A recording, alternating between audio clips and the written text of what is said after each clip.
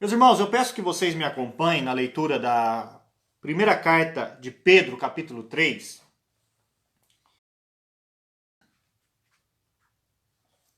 Primeira de Pedro, capítulo 3.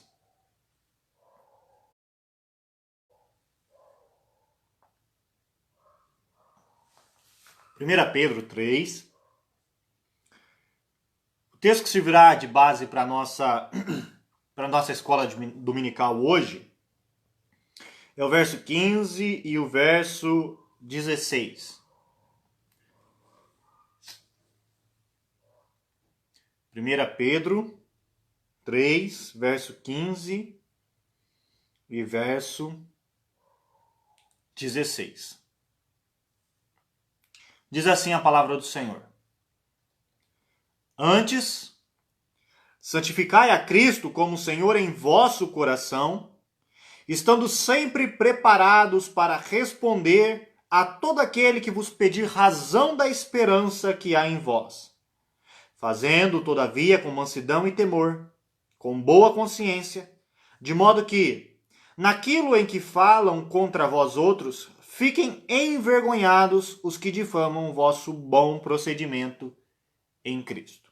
Quero destacar o verso 15, quando diz: Antes, santificai a Cristo em vosso coração, santificai a Cristo como Senhor em vosso coração, estando sempre preparados para responder a todo aquele que vos pedir razão da esperança que há em vós.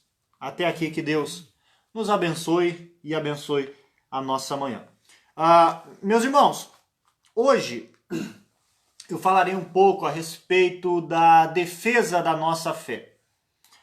Na semana passada, eu citei para os irmãos, nós trabalhamos um pouco a respeito do pecado, da queda, e eu disse que o motivo de eu ter tratado desse assunto na semana passada foi o fato de conversar com algumas pessoas e ver o quanto que principalmente descrentes, claro, principalmente descrentes, mas eu também incluí alguns cristãos, tem uma má compreensão da queda, né? Uma má compreensão do pecado. E quando nós nos propomos a evangelizar, a compartilhar o evangelho, por vezes nós nos vemos numa situação que é necessário a defesa da fé. É necessário que apresentemos a razão da nossa esperança aos nossos ouvintes, aqueles aos quais nós estamos agora compartilhando do evangelho, né? Então, às vezes, as pessoas irão nos fazer perguntas e nós precisamos dar respostas. Percebo que Pedro diz exatamente isso. Nós precisamos estar preparados para responder sobre a razão da nossa esperança. Mas nem sempre nós temos que responder. Às vezes nós temos que defender. Defender a nossa fé. Às vezes a nossa fé é atacada. Nós vivemos, meus amados, num mundo hostil. O mundo hostil ao cristianismo. O Senhor Jesus Cristo nos ensina que se ele foi perseguido, nós também seremos. Certo?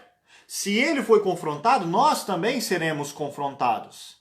A nossa fé também será atacada. Nós vivemos num mundo hostil e às vezes o ambiente que nós vivemos é hostil. Por exemplo, jovens na faculdade vivem num ambiente extremamente hostil à fé cristã, né? Na escola em que os nossos filhos estudam, no nosso emprego, e até mesmo dentro da nossa própria família, nós podemos estar num ambiente hostil à nossa fé, onde as pessoas não só questionarão acerca daquilo que nós cremos, mas também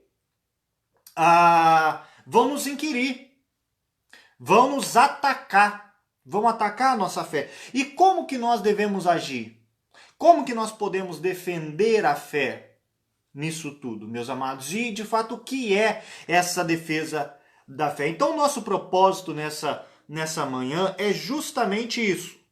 É tratar um pouco a respeito da defesa da fé. Qual é a sua importância para a nossa vida? Qual é a sua importância para a saúde da igreja? Qual é a sua importância para divulgação do evangelho, para compartilhar o evangelho. Então nós veremos que a defesa da fé está justamente vinculada a tudo isso, né?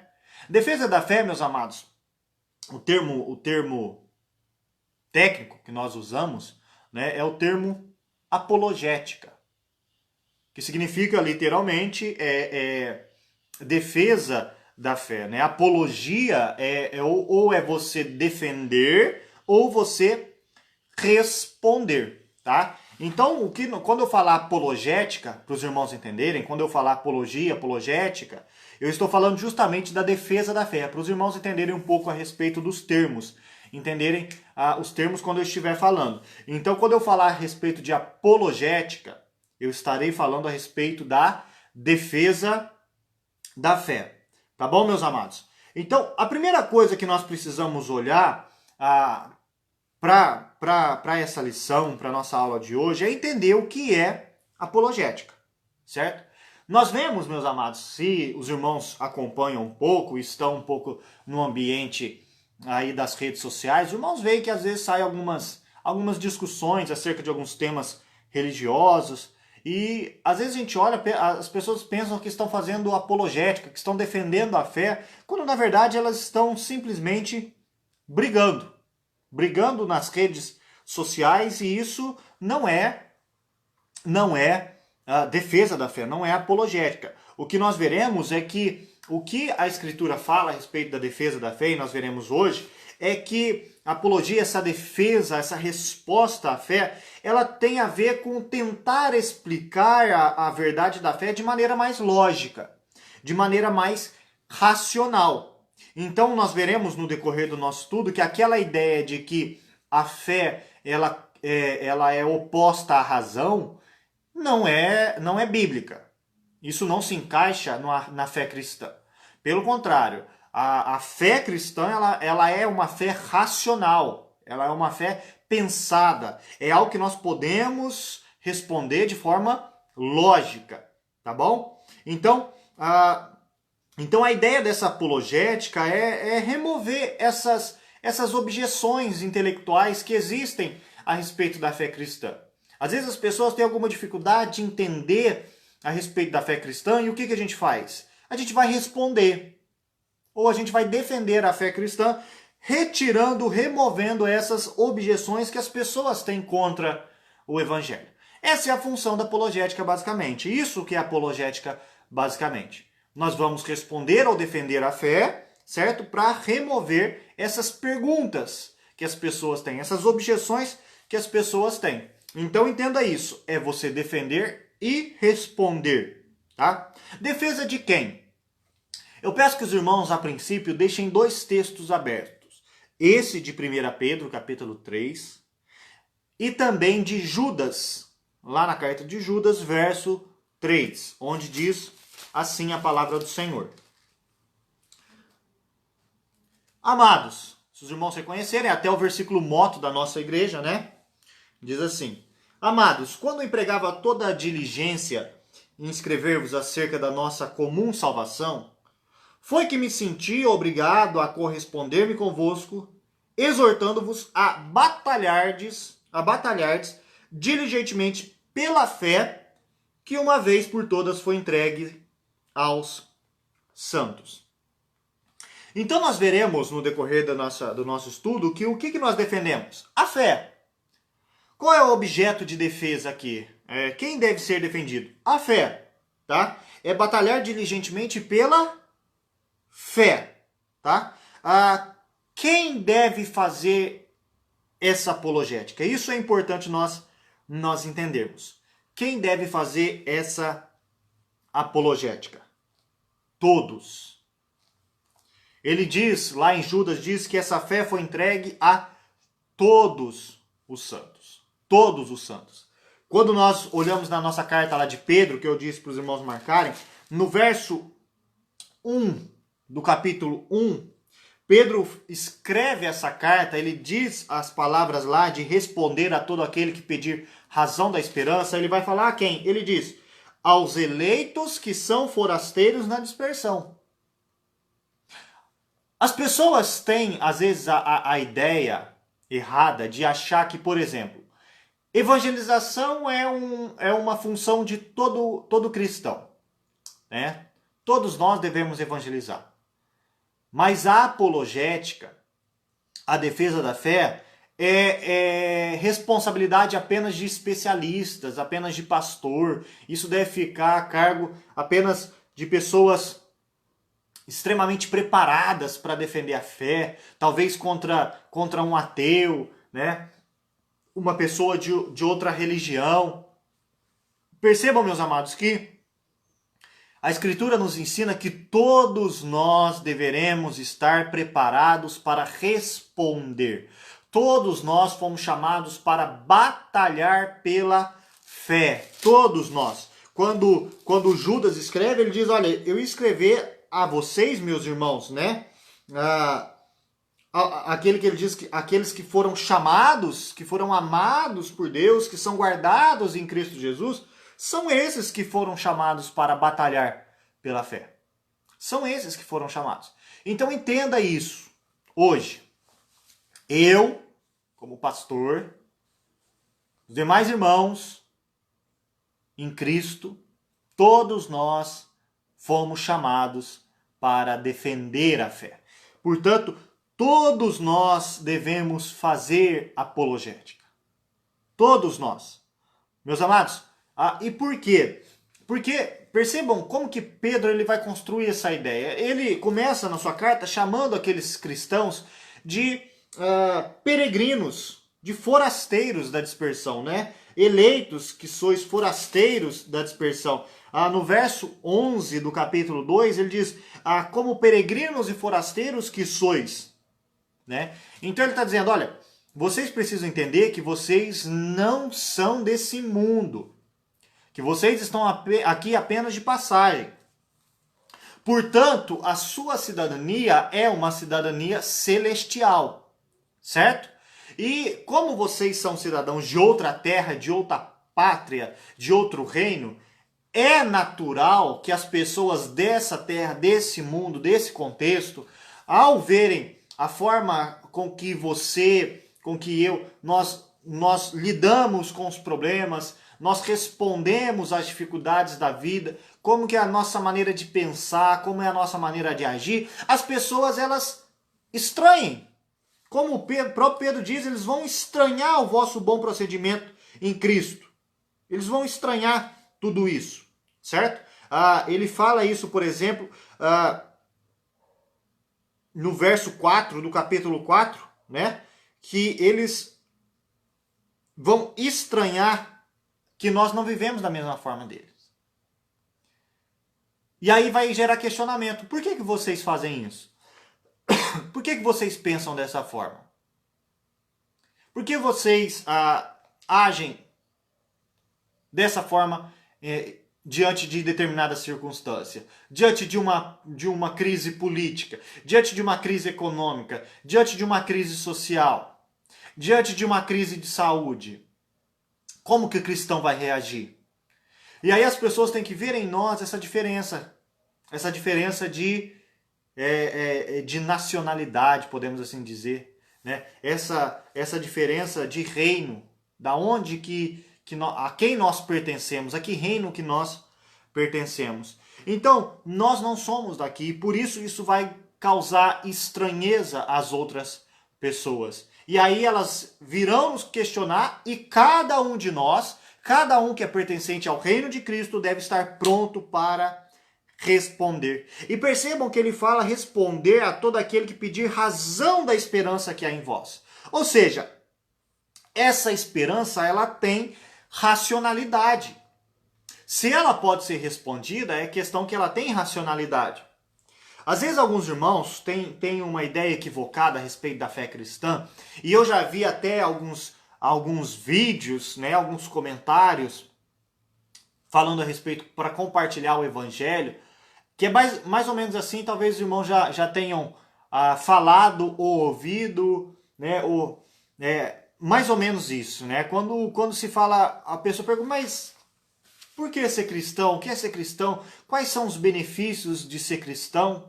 E aí os irmãos talvez já tenham ouvido assim, não tem como eu explicar. É só experimentando para saber. Somente experimentando para saber, né? Você pergunta para uma pessoa que nunca tomou suco de caju, por exemplo, né? Nunca tomou um suco de caju na vida. Ela pergunta, mas qual que é o gosto disso? Aí você fala assim, não tem como eu explicar. Só você experimentando para saber. Percebam que o que Pedro está nos trazendo é uma ideia oposta a essa. Pedro não está dizendo que a pessoa ela precisa experimentar para entender a fé cristã. Não. Pedro está dizendo que nós devemos responder, explicar, argumentar a fé cristã, racionalizar a fé cristã, mesmo para aqueles que não experimentaram a fé cristã. Dá para explicar a fé, mesmo para aqueles que não experimentaram ainda da fé. Por isso que a apologética, que essa defesa da fé, essa resposta da esperança, ela tem racionalidade. Ela tem a ver com a nossa razão, tá? A esperança e a resposta da fé, ela é racional. Para que aqueles que ainda não experimentaram da fé, a compreendam. Vejam a sua racionalidade. Vejam o quanto que ela é razoável, tá? Vamos ver alguns textos aí, meus amados. Se vocês puderem me acompanhar, excelente. Se não conseguirem, estejam atentos à leitura. Filipenses capítulo 1, Paulo fala algo muito interessante, que ele diz no verso 27.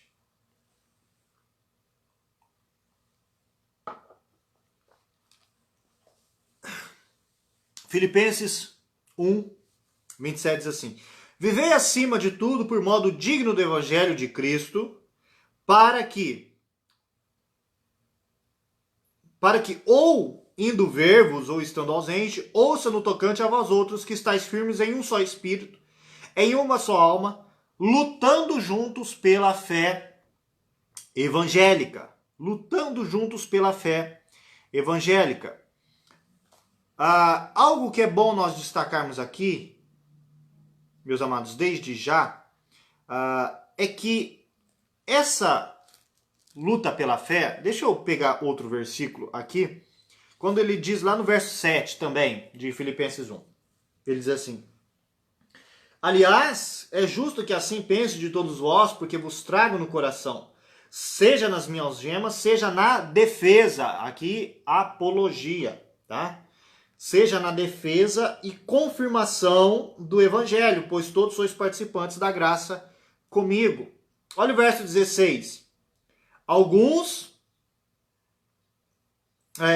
estes por amor, sabendo que estou incumbido da defesa do evangelho. Defesa do evangelho. O que nós precisamos ver nesses textos? Percebam que Paulo fala de defender o evangelho. Aqui, Paulo, no verso 27, ele fala de lutar juntos pela fé evangélica. A mesma ideia lá de Judas 3. Batalhar diligentemente pela fé. O que nós aprendemos? Além de que nós já vimos que a tarefa da apologética, da defesa da fé, é uma tarefa de todos nós, mas nós vemos que ela é uma batalha. Nós estamos num campo de batalha, meus amados. E por isso nós precisamos lutar, batalhar pela fé, defender a fé. Nós estamos numa guerra, nós estamos numa batalha, nós estamos numa luta e por isso é necessário que assim nós hajamos, assim nós devemos ver a respeito dessa defesa da fé. Nós precisamos entender, meus amados, que desde Gênesis 3,15 é onde Deus coloca, é Deus que põe inimizade entre a semente da mulher e a semente da serpente, ou seja, entre os filhos de Deus e os filhos de Satanás. Desde Gênesis 3,15 nós temos esse conflito, essa hostilidade, esse campo de batalha, de guerra. Né? Tanto que isso, eu já citei para os irmãos que isso fica evidente nos primeiros filhos de Adão e Eva, entre Abel e Caim, onde um mata o outro, onde já há essa hostilidade ali entre eles, né? Então o que nós precisamos entender desde já é que nós vivemos num mundo que é um campo de batalha, aonde há, de um lado, as pessoas que temem a Deus e as pessoas que não temem a Deus, as pessoas que se submetem à fé cristã e aquelas que rejeitam a fé cristã, aqueles que são filhos de Deus e aqueles que são filhos de Satanás, que são semente de serpente e semente da mulher. Então, é uma batalha. Você precisa ver dessa forma, que nós estamos em batalha e a fé precisa ser defendida nesse campo de batalha. Nós precisamos lutar juntos pela fé evangélica, batalharmos pela fé que foi entregue aos santos. Tá? Então veja dessa forma. Mateus capítulo 12, verso 30 diz que quem não é com Cristo é contra Cristo, né? Ele chega a dizer dessa forma: quem não é por mim é contra mim. Quem comigo não ajunta, espalha. Quem não é por mim é contra mim. Então, algo que é importante nós destacarmos que nessa batalha, nesse campo de batalha, nesse campo de batalha não há neutralidade. Não há neutralidade. Ou é com Cristo ou é contra Cristo. Tá bom, meus irmãos? Então nós vimos que a apologética aqui, essa defesa da fé, ela é tarefa de todos nós. Nós vimos que é uma batalha. Nós vimos que ela é defender a fé, certo? De forma racional. Se nós pegarmos mais alguns textos, quando eu falei a respeito dessa racionalidade, peço que os irmãos, se possível, me acompanhem alguns textos. Diz assim, Paulo, na segunda carta aos Coríntios, capítulo 5, ele diz assim: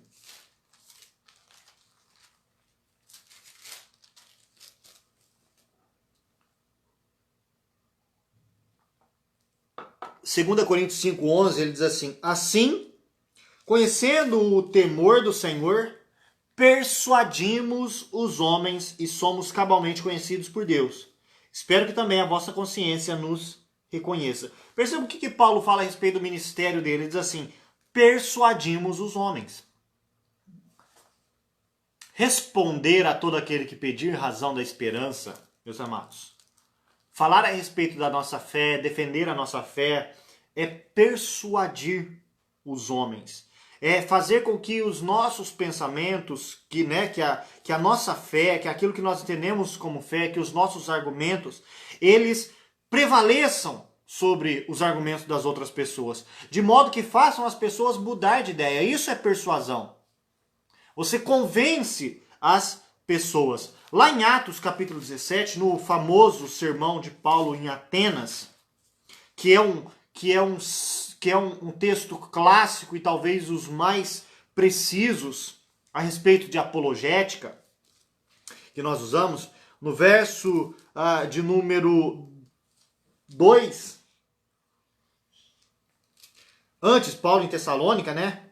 Antes dele chegar lá em Atenas, o verso 2 ao verso 4 do capítulo 17 diz assim: Paulo, segundo o seu costume, foi procurá-los e por 3 sábados arrazoou com eles acerca da Escritura, expondo e demonstrando ter sido necessário que Cristo padecesse e ressurgisse dentre os mortos. E este, dizia ele, é o Cristo, Jesus, que eu vos anuncio. Alguns deles foram, o quê? Persuadidos e unidos a Paulo e Silas, bem como numerosa multidão de gregos piedosos e muitíssimas mulheres. Percebam que Paulo arrazoou. Paulo ali, a ideia de expor, de demonstrar, de persuadir, de argumentar. Paulo estava convencendo aquelas pessoas lá em Tessalônica da fé cristã. Da fé cristã. De quanto que a fé cristã é razoável. E aí, o que ele fez? Eles foram persuadidos. Verso 2 ao verso 4. Agora, no verso 17, como eu disse lá em Atenas, o que Paulo fazia? Por isso, verso 17 do capítulo 17 de Atos. Por isso, dissertava nas sinagogas entre os judeus e gentios piedosos.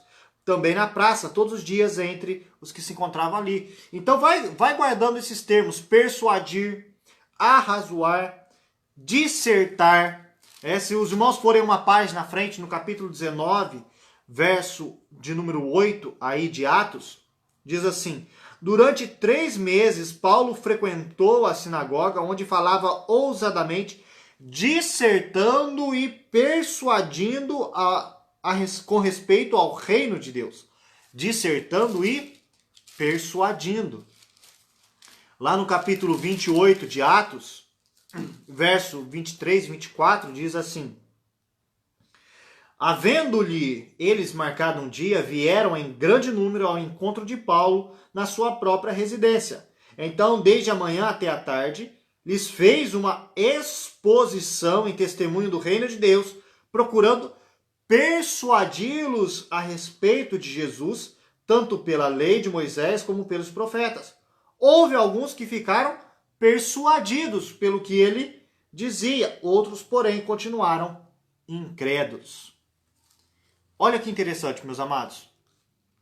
Arrazoar, expor, demonstrar, anunciar, persuadir, tudo isso são verbos que falam a respeito de intelectualidade, de racionalidade, de forma racional de argumentar a fé cristã. E nós vemos que isso foi feito no decorrer da história por todo cristão que defendia a fé. Então percebam que defender a fé não é algo estranho ao contexto bíblico.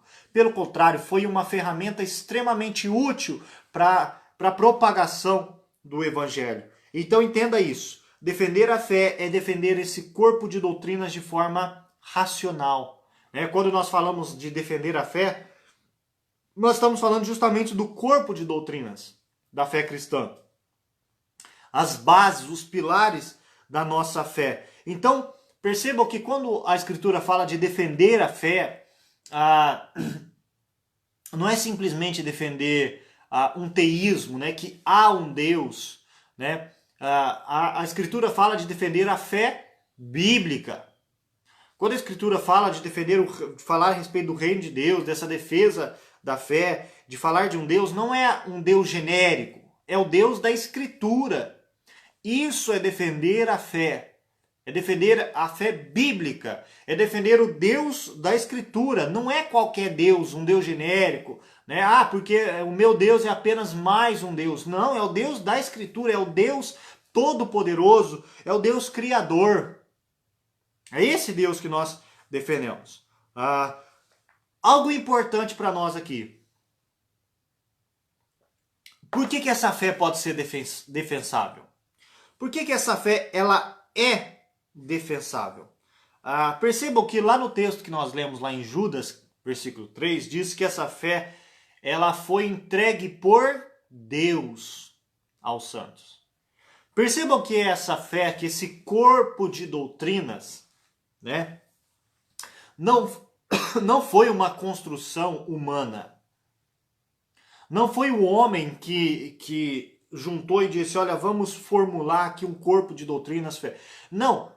Na visão cristã, a visão bíblica, que essa fé, ela foi revelada por Deus.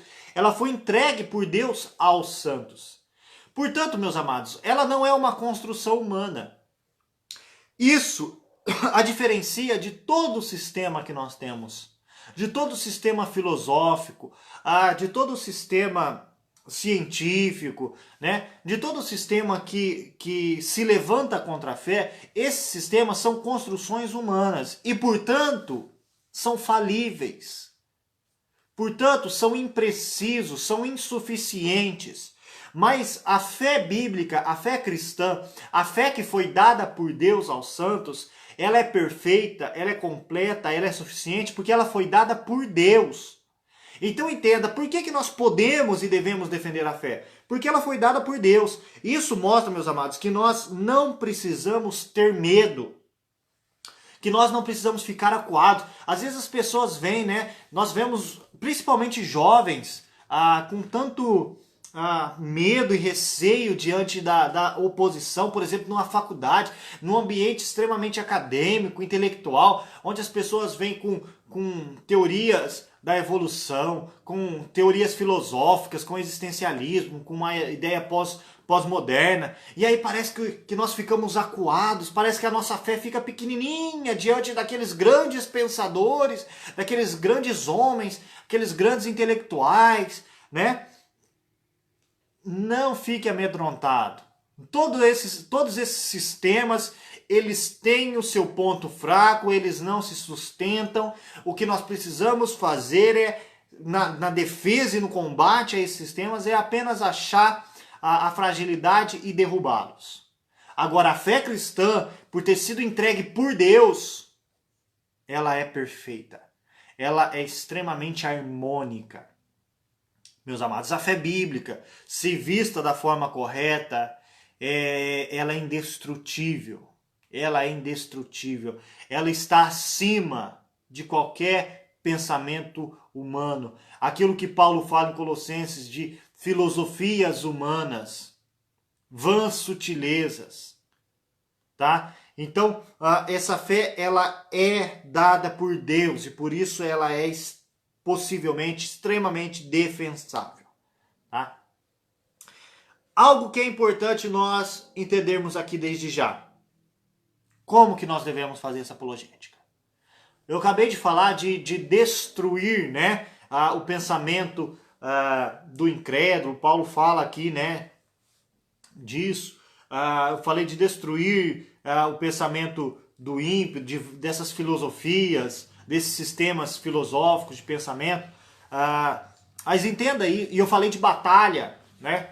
Mas percebam, meus amados, que mesmo nós vivendo num mundo hostil, num cenário de batalha, num contexto de batalha, Pedro, se os irmãos voltarem lá para o nosso texto de Pedro, de 1 Pedro, capítulo 3, verso 15, no verso 16, Pedro diz como que isso deve ser feito, como que essa defesa da fé deve ser feita, como que nós devemos responder a todo aquele que pedir razão da esperança que há em vós. Então percebam que o propósito não é simplesmente humilhar. O propósito não é simplesmente vencer, para você mostrar que você é superior, que a sua argumentação, olha como que você é bom em argumentar a fé, em persuadir as pessoas, em convencer as pessoas. Não. Pedro diz lá no verso 16, que ele diz que nós devemos fazer, todavia, com mansidão e temor, com boa consciência, de modo que naquilo que falam contra vós outros, fiquem envergonhados com o vosso bom procedimento. Envergonhados os que difamam com o vosso bom procedimento em Cristo, com mansidão, com temor, com boa consciência, e tudo isso vinculado a um bom procedimento. As pessoas sempre vão olhar se aquilo que nós falamos está perfeitamente em harmonia com aquilo que nós vivemos. A resposta, ela é com mansidão, com temor, com boa consciência, vinculado a uma vida de piedade. Meus amados, nós fazemos isso constantemente. Por isso nós precisamos mostrar coerência. Por exemplo, vamos supor, eu chego aqui para um irmão e nós estamos conversando a respeito de carro. E o irmão, ele defende que o carro da marca Chevrolet, ele é o melhor, certo? E eu, em contrapartida, hipoteticamente, eu digo que um carro da marca Volkswagen é melhor, certo? Eu falo a respeito de vários itens que tem o carro, do motor, de embreagem, de vários acessórios, e falo, não, para mim, eu argumentei, eu defendi, eu falo que o carro da Volkswagen é melhor, e o outro, não, o carro da Chevrolet é melhor. Tudo bem, eu vou trocar de carro, eu vou comprar um carro. E aí eu tenho dinheiro para comprar ou um da Volkswagen ou um da Chevrolet. E aí eu pego esse meu dinheiro e compro um carro da Chevrolet. Sendo que eu dizia que o da Volkswagen é melhor. Percebam que há uma incoerência naquilo que eu defendo e daquilo que eu faço. É a mesma coisa, meus amados, em relação à nossa fé. Precisa haver uma coerência daquilo que nós defendemos, falamos, cremos, e uma coerência com relação àquilo que nós vivemos, tá bom? Porque senão as pessoas elas vão nos confrontar. Mas se elas olharem que a forma, aquilo que nós defendemos é a mesma coisa que nós vivemos, elas, como diz assim, elas vão ficar envergonhadas quando nos difamarem por causa do nosso bom procedimento. Eles ficarão envergonhados, tá bom? Vou fazer um breve resumo do que nós já tratamos aqui. Falamos a respeito do que é apologética, essa defesa da fé, essa resposta que nós damos, essa fé que é o corpo de doutrinas, tá? Da fé evangélica, que essa defesa ela é uma defesa racional a respeito da razão. Nós argumentamos, nós persuadimos, nós arrazoamos, nós anunciamos, demonstramos a respeito da fé cristã. Isso é tarefa de todos nós. Todos nós temos a tarefa de defender a fé, porque nós estamos num campo de batalha, e por isso nós não há neutralidade. Então nós ou defendemos ou nós somos aqueles que atacamos a fé, e tudo isso deve ser feito de modo com mansidão, com temor, com boa consciência e de forma que esteja coerente com a nossa maneira de viver. Tá bom? Isso aqui é um breve resumo do que nós já tratamos até agora. Vamos entender um pouco a importância disso. A importância disso para as nossas vidas. Qual a importância da apologética para nós, para a igreja? Eu entendo que a primeira coisa que nós podemos destacar acerca da importância da apologética, da defesa da fé, é o fortalecimento da nossa própria fé. Por quê, meus amados? Porque quando nós, cada vez mais que nós defendemos a nossa fé, que nós somos exercitados a defender a nossa fé, nós ficamos cada vez mais seguros daquilo que nós cremos. Tá? A apologética, defender a fé, nos força a nos questionar mais, a questionar acerca da nossa fé, a aprender cada vez mais. Então, por exemplo, qual é a importância? Por que isso fortalece a nossa fé? Porque nos ajuda a entender melhor as nossas crenças. Então, quando a pessoa nos questiona, eu mesmo vou me perguntar, mas por que eu creio nisso, né? Então, à medida que nós vamos compreendendo melhor a nossa fé, nós somos questionados, isso nos ajuda a compreender cada vez mais a nossa fé. Quando nós vemos os outros sistemas de crença, como que as outras pessoas creem, e analisamos como nós cremos, isso tende a fortalecer mais a nossa fé. A nossa fé vai ficar mais clara para nós. Tá? Por que nos fortalece? Porque cada vez mais aquilo que nós cremos fica mais claro. Nós compreendemos aquilo que nós cremos.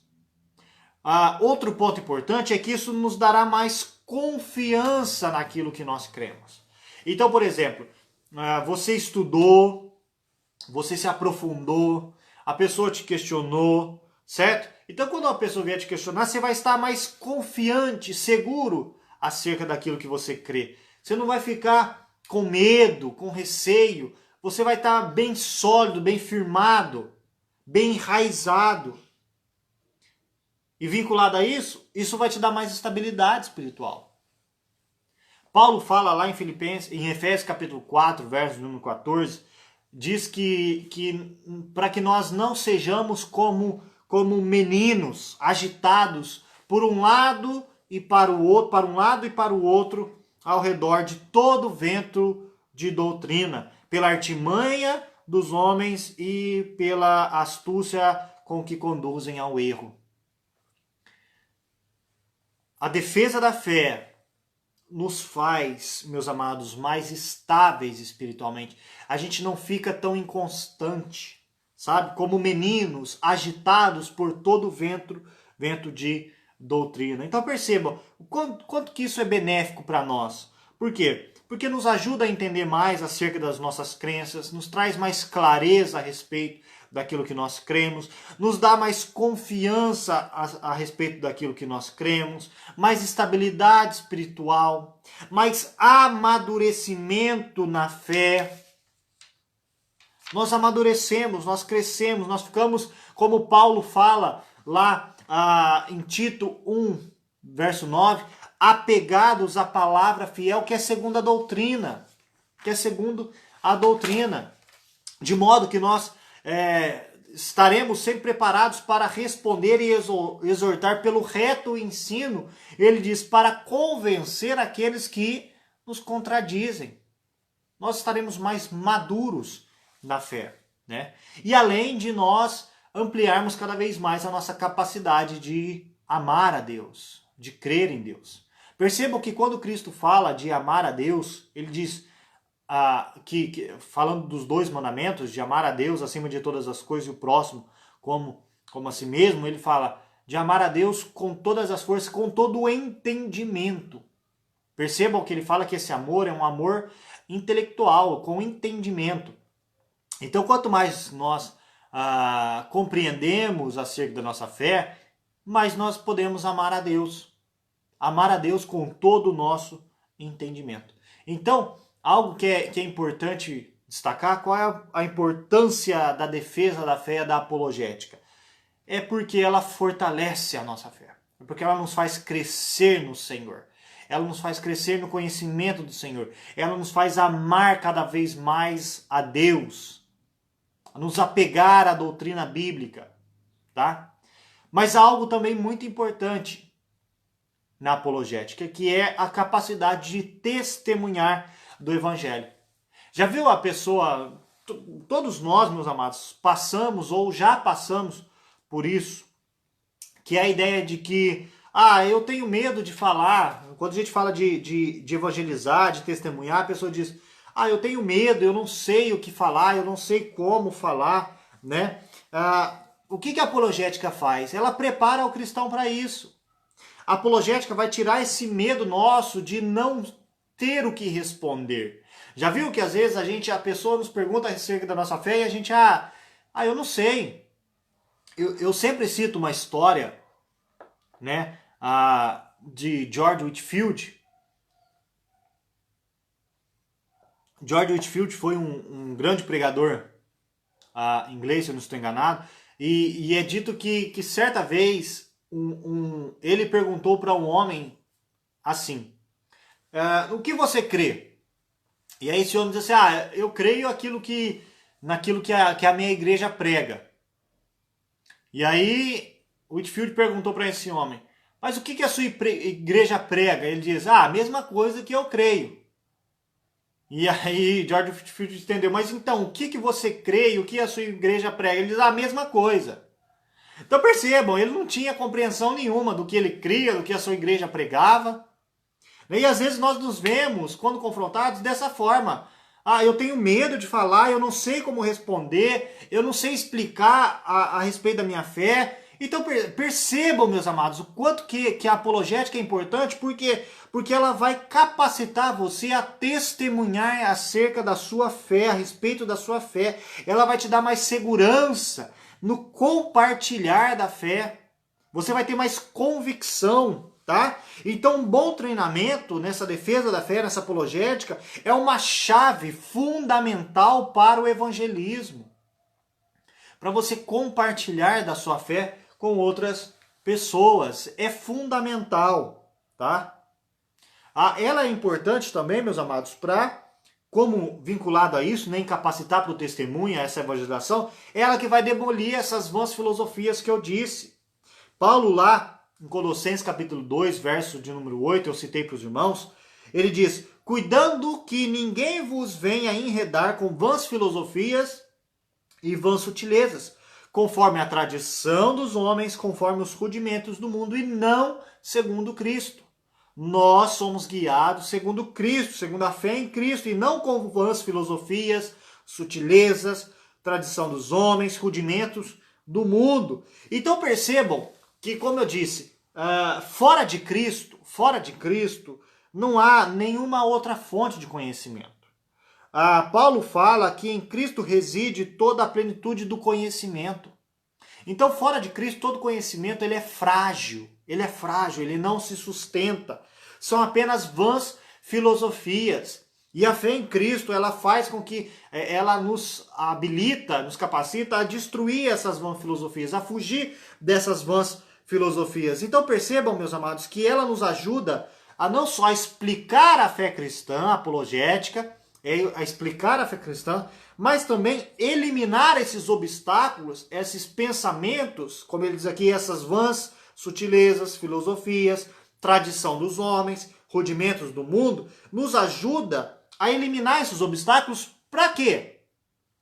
Para apresentar o evangelho. Lembre-se sempre, a finalidade da defesa da fé não é defender por si só, não é um fim em si mesma, mas ela deve servir para levar a pessoa até Cristo.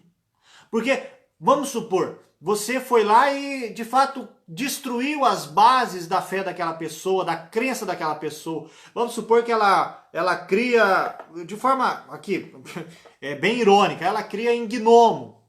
E aí você mostrou para ela o quanto que a fé dela não se sustenta, que é absurda, certo? Tá, mas você não colocou nada no lugar?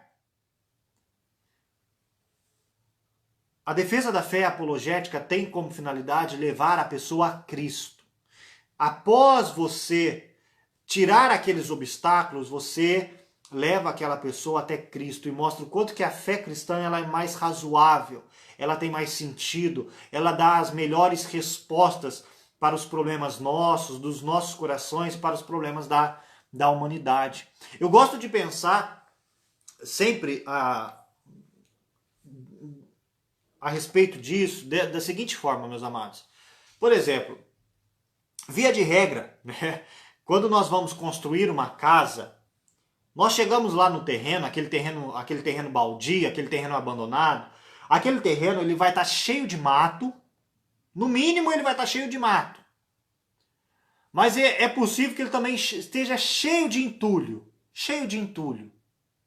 Ele vai estar ali com lixo que as pessoas jogaram, com entulho de outras construções que a pessoa jogou, né? Vai estar com um monte de sujeira. Então ela vai estar com mato, vai estar com sujeira, vai estar com entulho, vai estar com lixo. Imaginem, meus amados, o nosso coração dessa forma. O coração do incrédulo dessa forma. O sistema de fé, de crença da pessoa dessa forma. Qual é a primeira coisa que você vai fazer para construir uma casa nesse terreno? Você vai construir em cima do entulho? Você vai construir em cima do mato, da sujeira, do lixo? Não! A primeira coisa que você faz é limpar o terreno. Você limpa, você passa uma máquina, você passa a enxada, você vai capinar, você vai tirar aquele lixo. Certo? Essa é a função da apologética. Ela vai tirar esses obstáculos, ela vai tirar esse lixo, ela vai limpar esse terreno para quê? Para que você comece a construir a casa do evangelho ali. Agora você constrói o evangelho num terreno limpo, sem mais obstáculos. Então percebam, meus amados, que é difícil você construir essa casa, que seria o evangelismo, em cima de um terreno sujo. Primeiro você limpa esse terreno para depois construir. Então percebam que você usa a apologética com a finalidade de levar a pessoa até Cristo, de apresentar o evangelho a essa pessoa. Então, olhando para a Escritura, não tem sentido você apenas defender Deus sem levar essa pessoa a Cristo. Defender a fé sem levar essa pessoa a Cristo.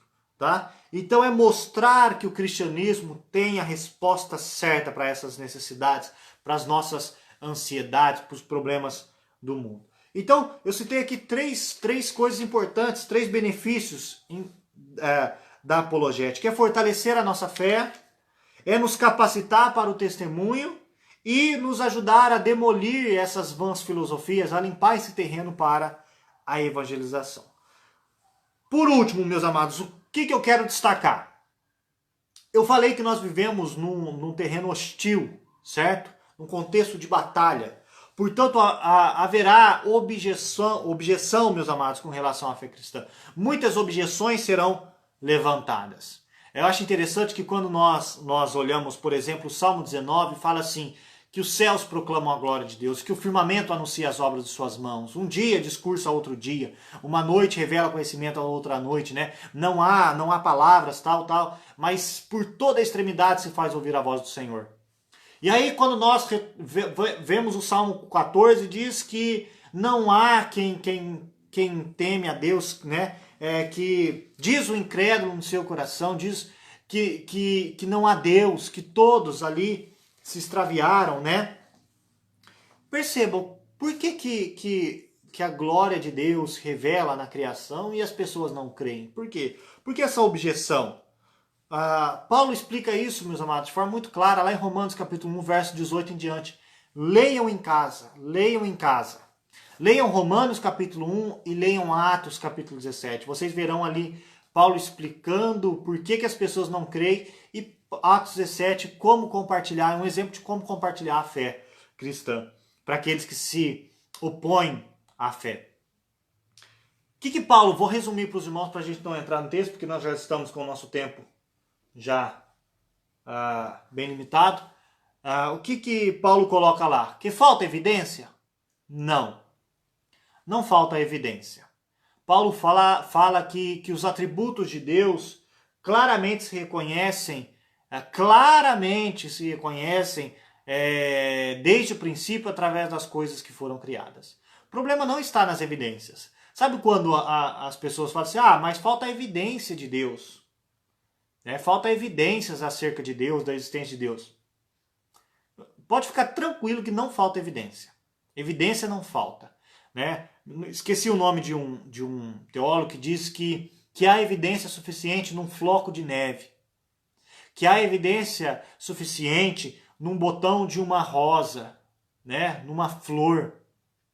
Há evidência suficiente, meus amados. Esse tempo atrás eu fui numa palestra, alguns irmãos da igreja aqui de Campinas também foram, né? Numa palestra aqui em Campinas. Há evidência suficiente numa célula. Há evidência da existência de Deus numa célula humana. Uma simples célula. Ali há evidência suficiente. Então o problema não é falta de evidência. Pode ter certeza disso. Como nós vimos, não existe neutralidade. Paulo vai colocar isso em Romanos capítulo 1. Por quê?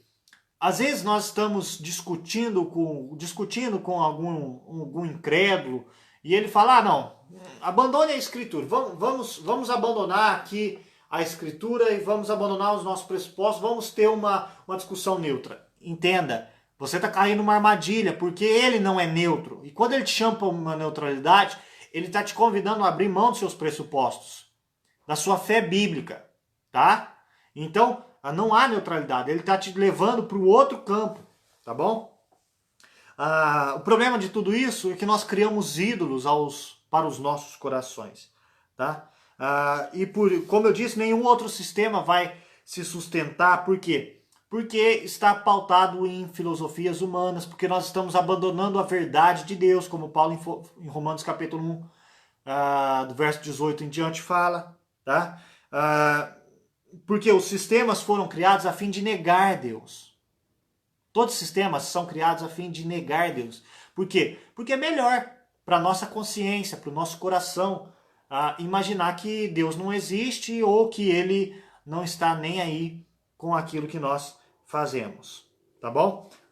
Então, entenda. O que Paulo vai trabalhar em Romanos capítulo 1? Qual que é a raiz de todas as objeções? O coração nosso. O nosso coração rebelde. Esse é o resumo. O resumo de Romanos 1, verso 18 em diante, é que nós temos um coração rebelde que se opõe à verdade de Deus. Tá? Então, quando as pessoas levantam razões ideológicas, falando que a fé cristã ela falta evidências, quando essas pessoas levantam essas objeções, Cristo ele diz lá em Mateus 22, verso 29, diz que as pessoas erram por não conhecerem a Escritura. Tá? Então, as verdades de Deus, as verdades fundamentais acerca de Deus, do universo, do homem, elas estão inseridas na Escritura. Portanto, nunca abandone as Escrituras. Nunca abandone as Escrituras. Então, toda razão ideológica que é levantada, toda objeção ideológica, ela provém de um coração rebelde. Quando se fala das razões do passado, porque tiveram más experiências, também é por causa de um coração rebelde que não quer se render. Então entenda, sempre tem o coração envolvido nisso. A objeção do coração. Sabe, a ideia de que aquele pecado que eu não quero abandonar, porque se eu abraçar a fé cristã eu tenho que abandonar esse tipo de vida, esse tipo de prática, o pecado que eu tanto gosto, a minha relação ilícita, esse meu prazer secreto, essa minha liberdade, nós falamos semana passada dessa falsa liberdade que eu acho que eu tenho, eu não quero perdê-la, tá? Esses meus amigos, tudo isso são objeções, meus amados, que saem de um coração rebelde, que não quer se render a Deus, não quer se entregar a Deus, tá? Mas entenda, a resposta está nas Escrituras, na fé cristã, no corpo de doutrinas que Deus nos entregou. Tá bom? Qual é a importância? Qual que é o desafio, meus amados? Nosso desafio hoje, como eu falei no início, é nós apresentarmos o Evangelho, cada um de nós, de forma intelectualmente viável para a nossa sociedade pós-cristã, para a nossa sociedade extremamente influenciada pelo iluminismo, pelo ateísmo, pelo existencialismo, materialismo, né? O nosso desafio é mostrar que a nossa fé ela é razoável, que ela é intelectualmente viável, que ela tem as respostas para os problemas humanos. Argumentos racionais, bons argumentos, boa argumentação para justificar a razão da nossa esperança. Quando as pessoas nos verem, quando as pessoas questionarem, nós precisamos estar sempre preparados para responder à fé, à razão que nós temos, a razão da esperança que nós temos em Cristo. Todos nós somos chamados a isso. Isso fortalece a nossa fé, isso nos ajuda a testemunhar de Cristo e nos ajuda a levar as pessoas até Cristo. Então percebam que a apologética não é só um trabalho, uma função de alguns homens, de algumas pessoas que são especialistas, não. Todos nós precisamos nos aprofundar nas doutrinas bíblicas para fortalecer a nossa fé e assim defendê-la e levá-las às pessoas até Cristo. Sabendo que essas objeções que são levantadas pelo coração incrédulo, pelo coração rebelde, elas podem ser destruídas com o poder da palavra, com o poder da Escritura, com a ação do Espírito Santo nesses corações. Tá bom, meus irmãos? Eu agradeço o presente de vocês. Eu vou deixar um tempo aí para algum irmão, se tiver alguma dúvida, escreva aí rapidinho pra gente, que aí a gente pode responder esses questionamentos. Tá bom?